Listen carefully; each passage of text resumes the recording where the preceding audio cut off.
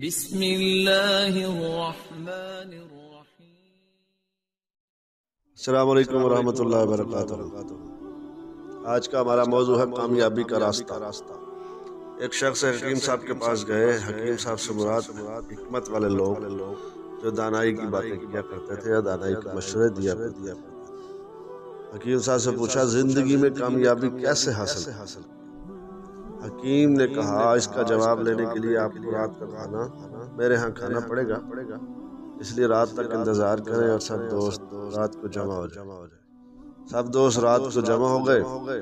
اس نے سوپ کا ایک بڑا برتن سب کے سامنے لا کر رکھ دیا، مگر سوپ پینے کے لیے سب کو ایک ایک میٹر لمبا چمچ دے دیا اور سب کو کہا کہ آپ سب اپنے اپنے لمبے چمچ سے سوپ پیے۔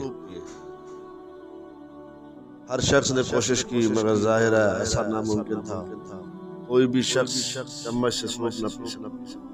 سب بھوکے ہی رہے، سب ناکام ہو گئے تو حکیم صاحب نے کہا میری طرف دیکھو۔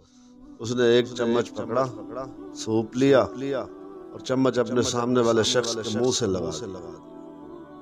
اب ہر شخص نے اپنا اپنا چمچ پکڑا اور دوسرے کو سوپ پلانے لگا۔ سب کے سب بہت خوش ہو گئے۔ سوپ پینے کے بعد حکیم کھڑا ہوا اور بولا جو شخص زندگی کے دسترخوان پر اپنا ہی پیٹ بھرنے کا فیصلہ کرتا ہے وہ بھوکا ہی رہے گا، اور جو شخص دوسروں کو کھلانے کی فکر کرے گا وہ خود کبھی بھوکا نہیں رہے گا۔ دینے والا ہمیشہ فائدے میں ہی رہتا ہے، لینے والے سے زیادہ بہتر ہوتا ہے۔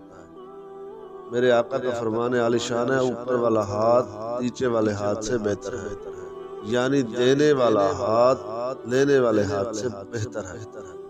ہم سب کی کامیابی کا اور دوسروں کی کامیابی کا یہ بہترین مکمل راستہ ہے۔